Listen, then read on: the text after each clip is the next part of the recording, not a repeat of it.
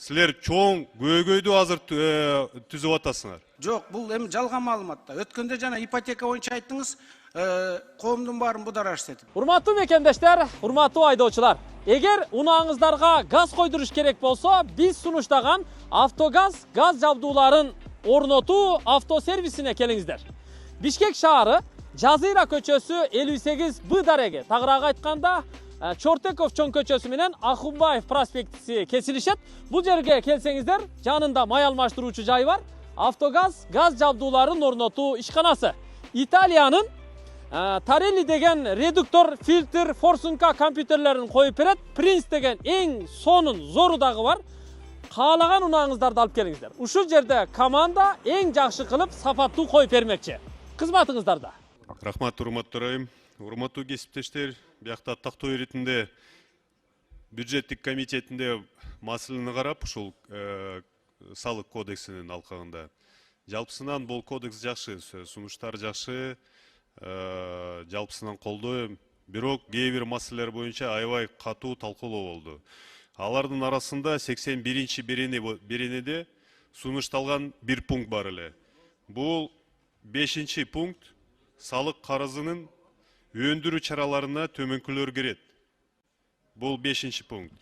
3-чү подпунктта салык төлөөчү менен 3-чү жактын ортосундагы өз ара эсептешүүлөрдү салыштыруу актысынын негизинде 3-чү жактын салык төлөөчүгө документтик түрдө ырасталган карызы болгондо 3-чү жактардын эсептеринен талашсыз тартипте өндүрүү. Элестетсеңиздер, урматтуу салык кызматынын кызматкерлер, силер чоң көйгөйдү азыр түзүп атасыңар. Банктарда болгон юридикалык жактардын эсеп счетторунда каражаттарды бардыгы азыр ушул күчүнө кирсе, каражаттарды алып коет. Себеби кокустан жөн эле отуруп, жакшы татынакай салыктарды төлөсө, башка юридикалык жактын өкүлү кайрылса салык кызматка, мен төлөй албайм, бирок тиги башка юридикалык жактан мен алар менен түзүлгөн келишим негизинде өндүрсөңүздөр болот десе, бул кандай болот? Силер банктын системасына чоң азыр зыянды келтиресиңер. Урматтуу салык кызматынын кызматкерлери. Тем более талкуулоо болду комитетте. Алып коелу деп сунуш болгон. Биякта турат, мына мен окуп атам азыр. Анда сураныш, же алып койгула, же бул чоң пайда боло турган көйгөй.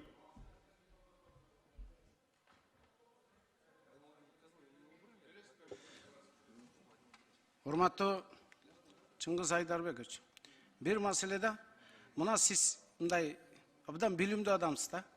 Азыр чыгып туруп эле мыйзамды же окугансызбы же билбейм да. Бунун баары алынды да, жок да. Бул жок, бул эми жалган маалыматта. Өткөндө жана ипотека боюнча айттыңыз, коомдун баарын будараш этип.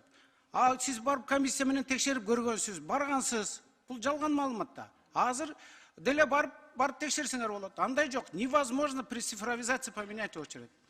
Бұл наоборот, сиздер, биздер, биз бир командабыз да. Кызыкчылыгыбыз мамлекетте. Аты мамлекеттин кылганы ишин ушундай бир жалган мамлекет, парламент бул эң улуу трибуна. Уш жерден жалган маалымат чыкса, урматтуу депутаттар, коомчулукта как за чистую монету принимают.